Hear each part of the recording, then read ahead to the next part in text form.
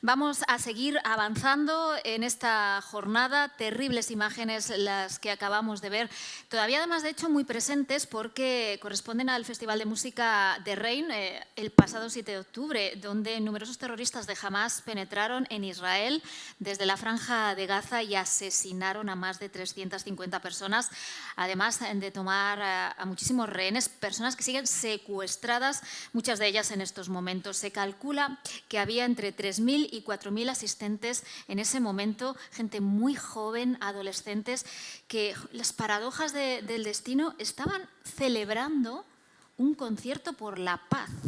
Bueno, pues vamos a tener un testimonio de un joven israelí, de Yoni Diller, que era una de las personas que estaba allí, testigo directo de aquel horror.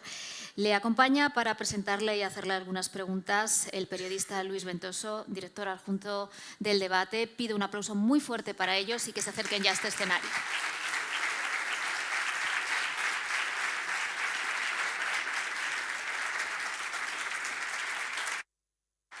Sí.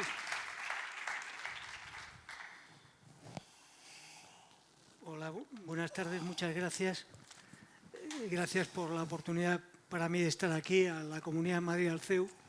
No voy a decir que no estuviésemos entretenidos en el debate ahora, hablando sobre el tema que ustedes conocen de algunos que están deshojando la margarita, pero entiendo que esto es bastante más importante y trascendente. Efectivamente, como decía nuestra introductora, el 7 de octubre del 24 es una fecha que yo creo que no va a olvidar la humanidad porque es un ataque indiscriminado contra un anclaje de la civilización, nuestra civilización, que entiendo que es el Estado de Israel, ¿no? En el caso concreto que nos ocupa, es un festival de música en el sentido más armonioso del mismo, chavales de 20 a 30 años, con un mensaje de paz, amor, libertad, música tranquila, buen ambiente. A las 7:30 de la mañana, 6 y pico, irrumpen furgonetas de Hamás, empiezan a disparar indiscriminadamente. Aquello es una carnicería, la gente que huye queda en un embotellamiento, siguen disparando, hay violaciones, abusos, gente rematada en el suelo, es un auténtico horror que deja 364 muertos y 40 secuestrados. Creo que es muy oportuno, además, revisar lo que ocurrió en aquella jornada en un momento en que el mundo creo que está oscilando equivocadamente hacia simpatías no debidas y olvidando cómo fue el origen de toda esta tragedia. Nos acompaña un testigo directo, una persona que sufrió todo aquello, que es Yoni Diller, que está aquí a nuestro lado.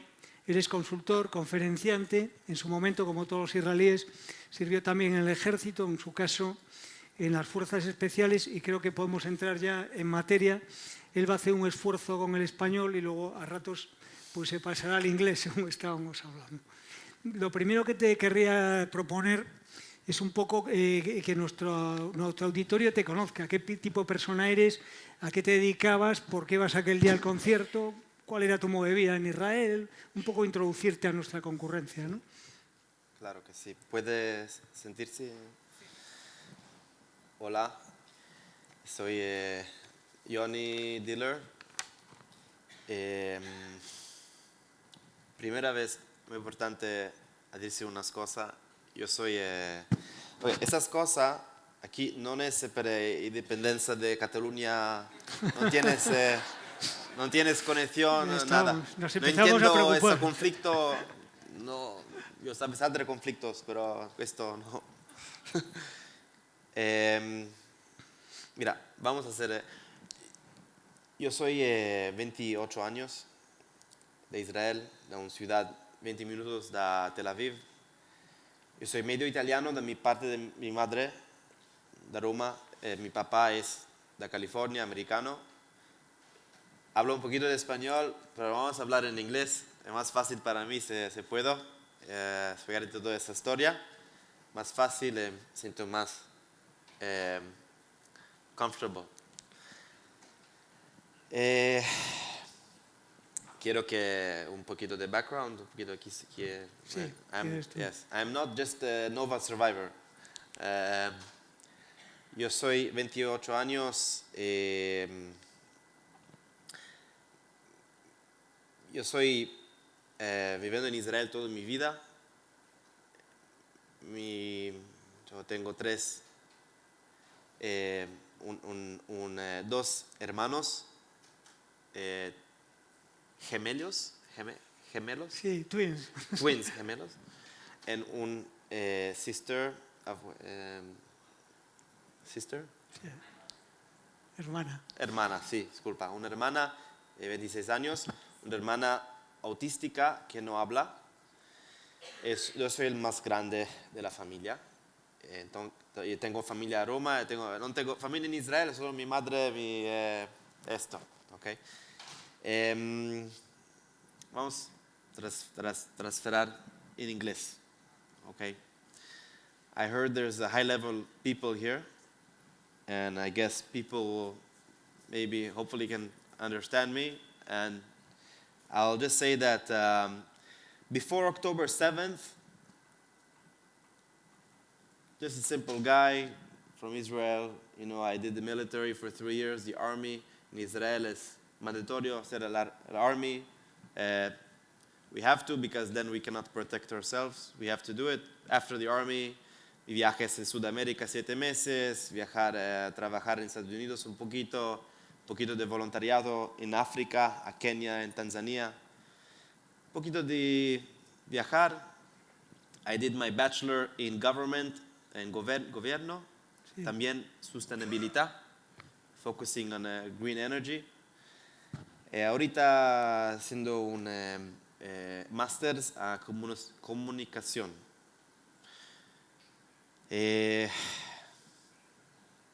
Tengo un perro. I have a dog. Labrador. So let me focus right now on the story if you want me to dive in, okay? On October 7th, I was supposed to be one of the filmmakers. Me gusta mucho el drones. I will do Spanglish. Estos 2 años pasado, I used to trabajar, hacer esto, to do these drones, to help these festivals film drones. I like drones, building drones, crashing drones, flying drones. It's one of my passions. So I went to help the producers in the festival. So this was kind of a very known festival, the Nova Festival. You know, everyone was looking forward for it. Imagine the Primavera in Barcelona, or like Tomorrowland together with Coachella, like a really mix of people, mix of music. Everyone was looking forward for it. There were around 3,000 people, 3,000 personas en este festival. I went to join the festival between Friday and Saturday. I was a Friday night dinner with my parents, a normal kiddush, you know, like a Jewish thing you do on Friday nights.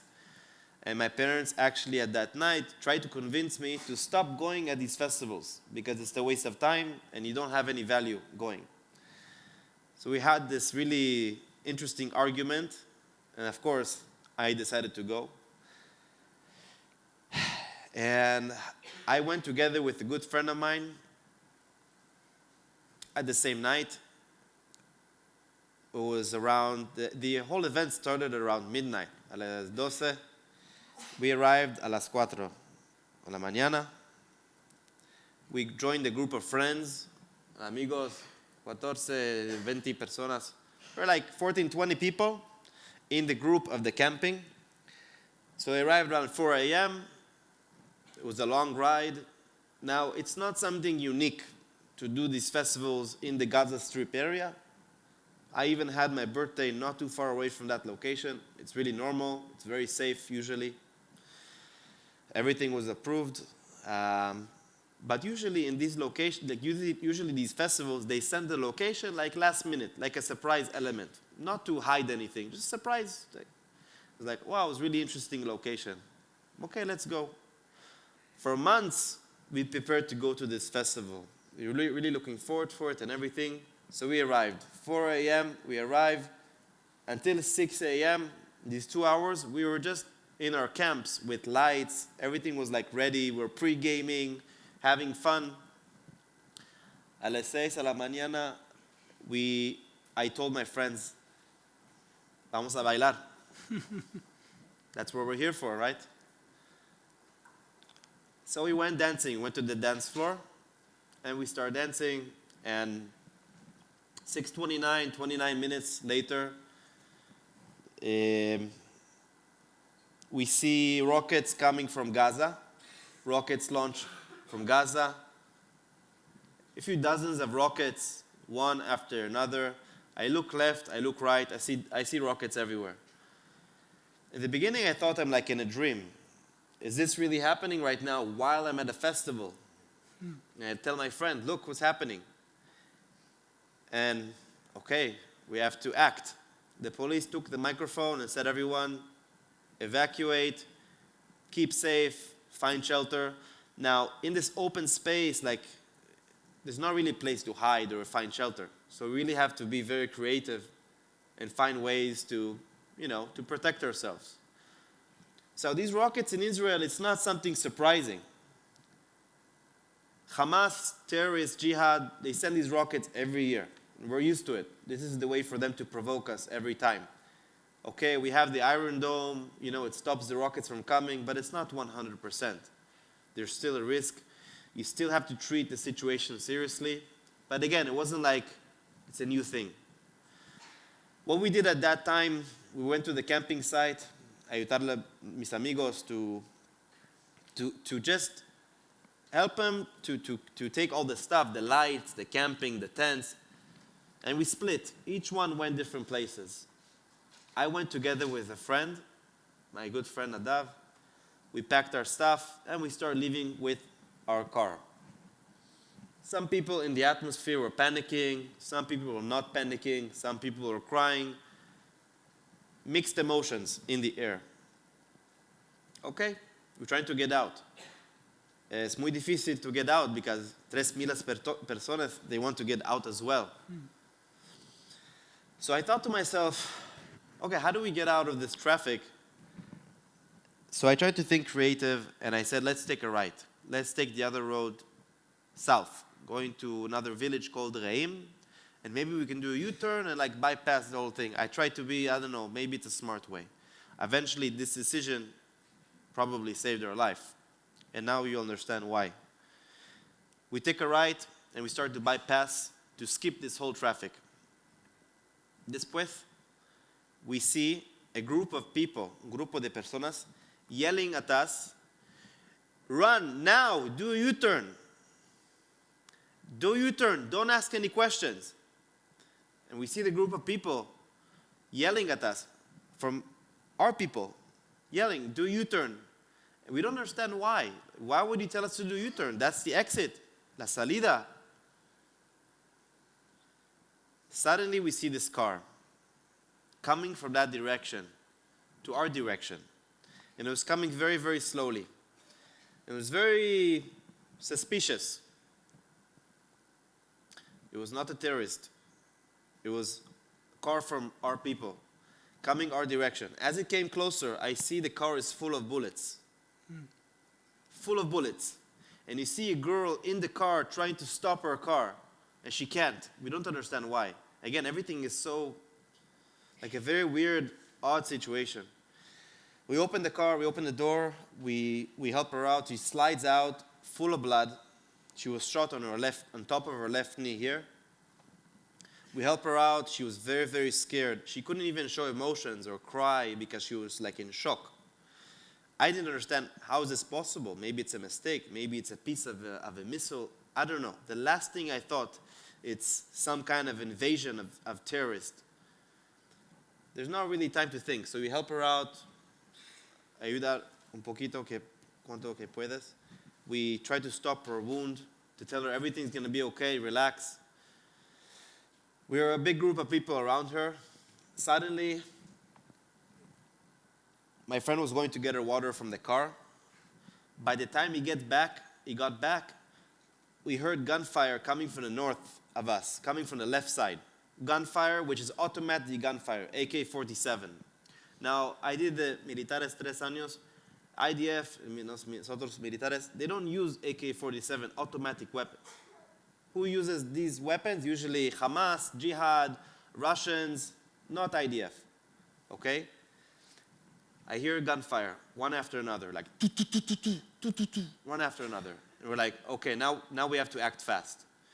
We see Shani, her name is Shani, the girl. We hear gunfire from the left, and the rockets behind me, thousands of rockets in the air.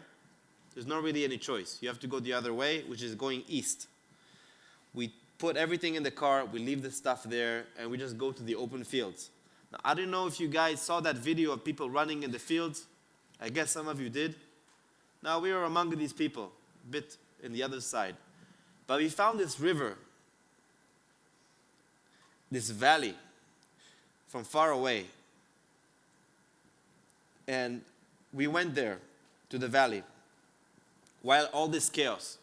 Before I went to the valley, I saw from far away people running, and behind them, some terrorist monsters on their vehicles with machine guns shooting everyone like in a duck range. Now, there wasn't really any time, no tiempo, but to be curious. You want to save your life, you have to think fast. So we put our head down and we're in the valley. We're just trying to wait, maybe something's going to change. It was quiet in the beginning. But then when con tiempo pasa, the shooting became louder and louder. I don't know where my friends are. I don't know where anyone is. I don't know really what is going on. I refuse to believe what is going on. I refuse to believe that this is the reality. We put our head down, and at some point, bullets were flying on top of our head, whistling next to my ears. I see people around me, clueless. My friend is calling his sister, telling her, everything todo bien, it's all good, I'm safe. You know, at these festivals, it's very important for me to share also. At these festivals, sometimes people also take these drugs. They get drunk. They try to have a good time. Some people are not even aware mentally what is going on. So imagine what these kind of people are going through at this time. I see people around me clueless. They don't know what to do. I shout at them, put your head down. Abajo, ahorita. And they put their head down, and bullets were flying on top of our head. So it was kind of like this distance between me and my life. There wasn't really much time to think. I didn't tell my mother, mi madre, no papa. I didn't tell anyone that I'm in the south at the Nova. I just told my brother. I told him to tell my parents I'm at some other party. I'm in the north. Just so my mother doesn't panic. So I opened my maps on my phone, the GPS. Fortunately, I really like geography, to know like where I am, to know, read about places, to just know what's around me. So I was very lucky to have that ability. I just opened the phone and I see all kinds of cities around me, Ofakim, Sderot, Netivot, and I see this other village called Patish. But it was very far. When I do the distance, it was like 24 kilometers. That's a lot. My intuition said, let's go there. While everyone, they're shooting us, we're just crawling in the valley. My friend was with me. The other friends, I didn't know what's happening with them. And I had my phone, and I had internet. It's not like middle of nowhere. But there's really no time to be curious. You start opening the phone and telling everyone where you are. Because my thinking was, if I start texting everyone where I am and I'm in danger, and I'm like death or life or death, I'm not going to have any battery to survive. I don't know how I even thought about it. So we start walking far from that area. We start walking in the open fields, in the desert, between fruit, like grapefruit fields. And we're walking together with a group of people, even with the security guards from the Nova, from the event. They didn't have enough weapons to deal with all these like machine guns. You have to be smart. You can't be right, at that time. So we're all walking like this exodus, walking to I don't know where.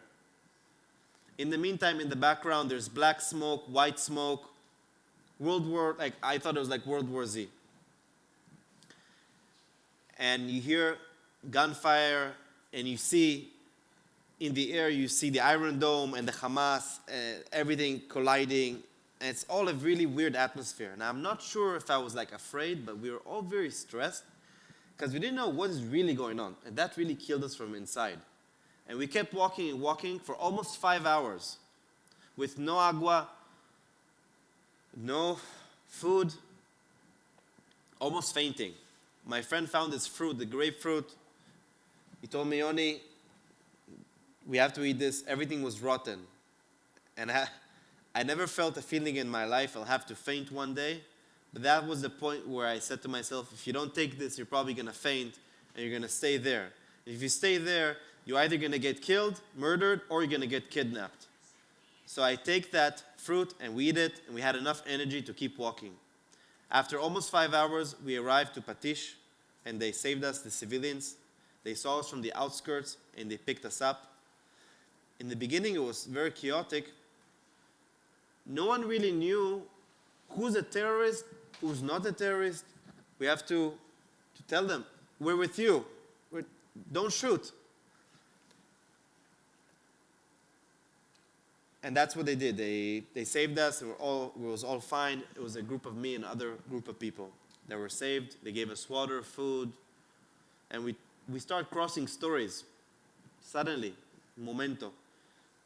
Todas las historias, everything, all the puzzles together. And then you really understand what happened. My friend can't find him. He can't find him. Where is Guy? Where is Alexia? Where is this? One guy tells me he saw his friends killed in front of his eyes. One woman tells me she saw her friends being raped in front of her eyes by Hamás terrorists. Then you really understand what's happening. I was in shock. Later afternoon, I arrived home. There was a bus taking us from this village, Patish, took us to Beersheba, then to Tel Aviv. Only around 4 or 5 p.m. I arrived home. And this whole incident happened around 6:30, 6:29. I arrived home, see my mother. My mother saw me. She asked me where I was. I tell her I was at Nova, but everything's fine. It was a very emotional moment for me. So, I was lucky to be in the right place in the right time. I have friends that I know that are not here live with us today, not able to tell the story. And it's important for me to share this for them. One person that I know who grew up with me in high school is still kidnapped in Gaza. Together with another 130 plus hostages, innocent hostages, they're in Gaza. And this is what it is for, to remember that there are still hostages in Gaza. And we cannot talk about ceasefire until the hostages are back. Now, I'm not here, it's very important for me to share, I'm not here to talk politics, I'm here to express myself, I'm representing myself. I'm not representing any country, I'm representing myself to share my story, and that's my mission. And I will mention also the girl Shani. The girl that I spoke in the beginning, she was one of the main reasons I'm still alive and I'm here speaking. She saved my life. Why? Because if I went that direction, I was probably murdered by the terrorist. So she would not die in vain. She did not die for nothing. What happened to her was like this. They found her necklace in the party a few days later. They couldn't find her in the first 2 weeks. They thought maybe she was kidnapped together with the other hostages. They found a piece of her necklace. She had like a half moon necklace. And they found a DNA of another person on that necklace. And they didn't understand why. So it was a very complicated situation, because are they going to open the other burial? So they opened that burial, and they found out that both DNAs are in the same burial, meaning Shani and the other person were buried together in the same one. How did this happen? When I spoke to Shani's brother, I understood what happened. I was her last puzzle to understand what happened to Shani.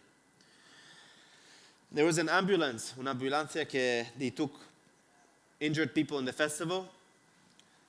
The ambulance took 14 people. Now, an ambulance cannot take 14 people, but there was really no choice. Among them, it was also Shani. The ambulance took the people, the injured people, and they tried to go to the hospital in Beersheba. The ambulance, the Hamás terrorists saw the ambulance and shot an RPG. straight to the ambulance. And the ambulance was burned. And all the people there were burned alive, together with Shani. And that's how she died. I do not know how my personal friends died, but I know they're not here with us. And it's important to people to know what happened on October 7th, but what really happened. Not what you see on TikTok, not what you see on other news. There's so much misinformation nowadays, for many, many reasons. I'm not going to get into it. And we must follow the facts. I am the fact that this happened. I even took videos of what happened to me. What you saw right here, I'm in this movie also. You saw the shortened version. It's 1 hour. I recommend you to watch it. Not to be sad or to make you feel sorry for anything, just to understand what really happened. In a world with so much fake news, with AI and interest, political interest, you can never know really what's right and what's wrong. So my mission, I feel that it's important to people to know, not to get into politics again. It doesn't have to do with you're Jewish or you're not Jewish. What happened on October 7th is not legitimate in humanity. What Hamas did to Israel is unacceptable. Murdering people, children, kidnapping babies, burning babies alive, putting them in ovens. Everything is documented.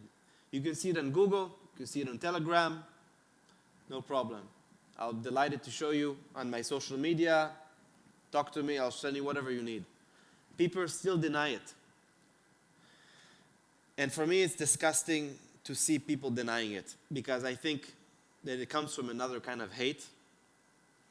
I'm not sure if I'll get into that, but I'm here to share my personal story for the people who cannot tell this story, for the people not here with us.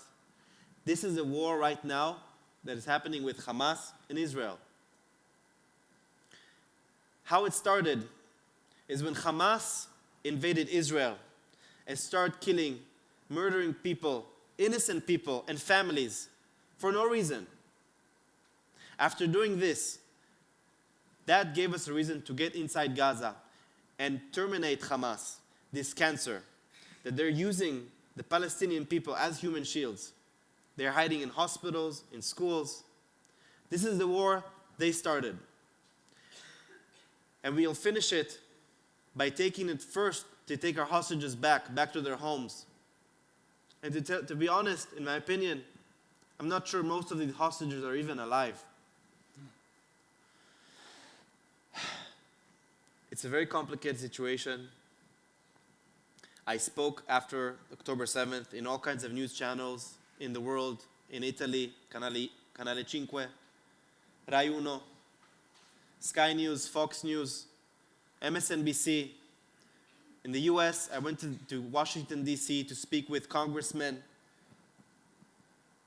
about what happened, together with families that their relatives were kidnapped. I went to New York to meet community leaders, not to convince anyone, to just open their eyes.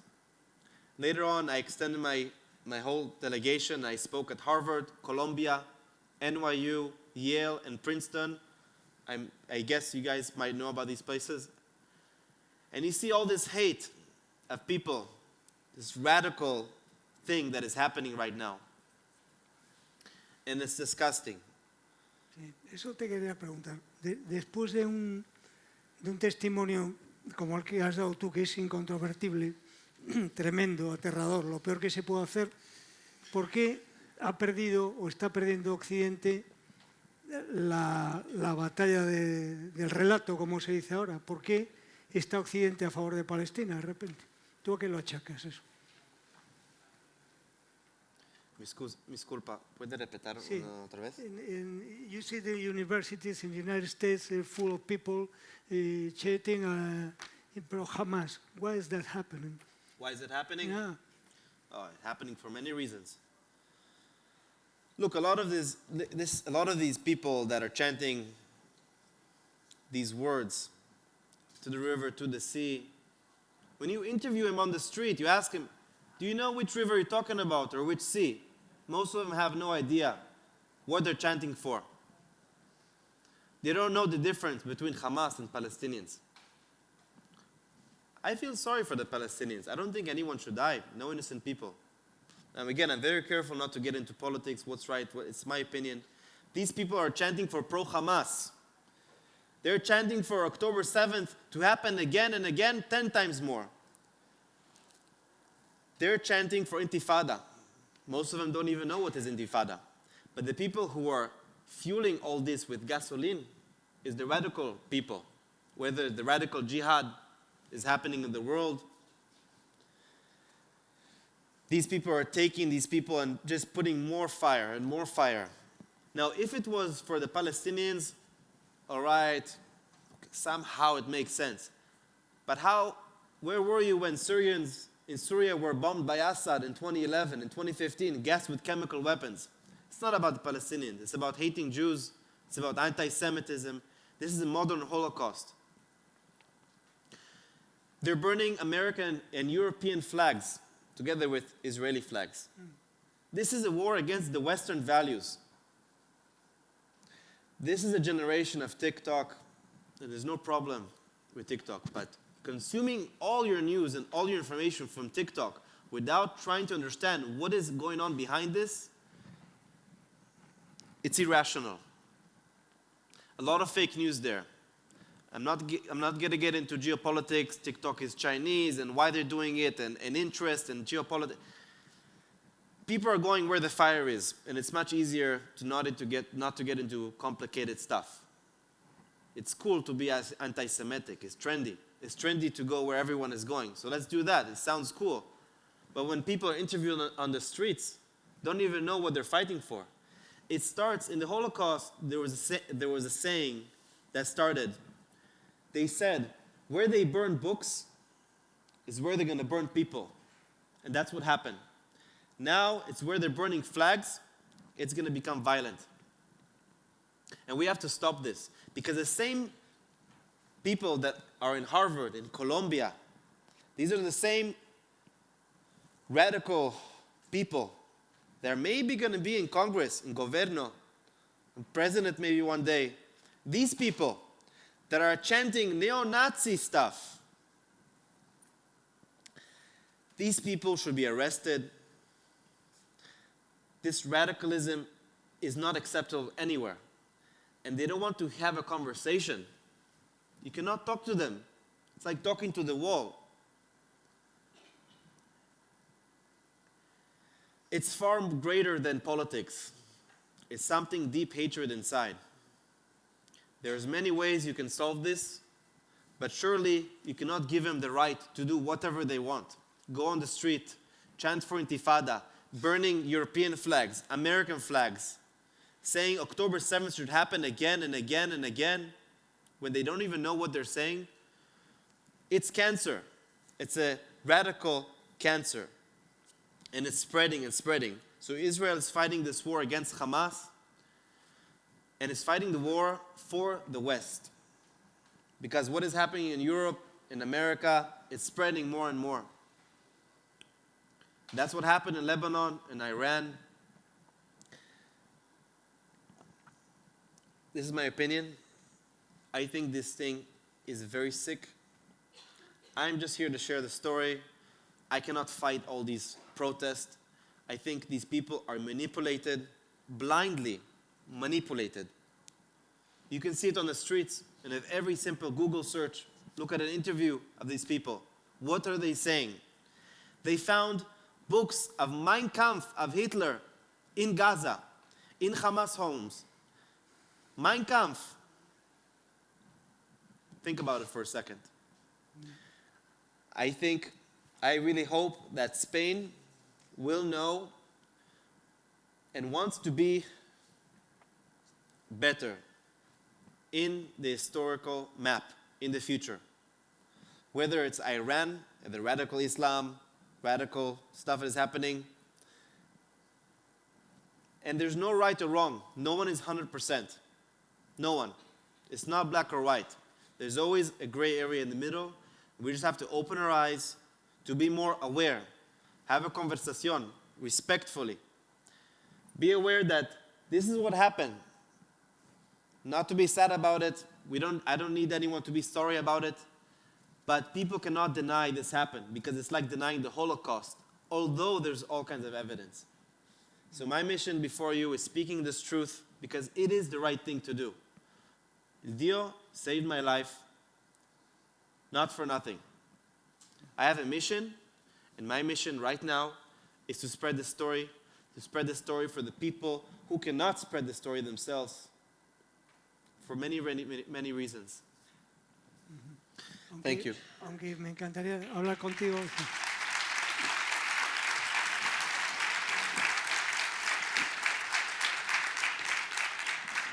Que es interesantísimo escucharte, yo estaría toda la tarde, pero te tengo que hacer ya la última cuestión. Estamos precisamente en España, que tú aludías hace un momento. Aquí, digamos, que nuestro gobierno ha adoptado una posición en el medio, in the middle between Hamás and Israel. What do you think about it? It's a bit political. I'm careful not to talk about politics. I don't know what's going on in Spain. I just know there's a big corruption. And some prime minister is taking a vacation to decide if he wants to be prime minister or something. I don't know what is going on. Yeah, that's true. I don't know. I just think that, you can also see the president of Brazil. There is partnerships in the world. They have class. Clase? If I'm bored, tell me. Gracias, mucho gusto.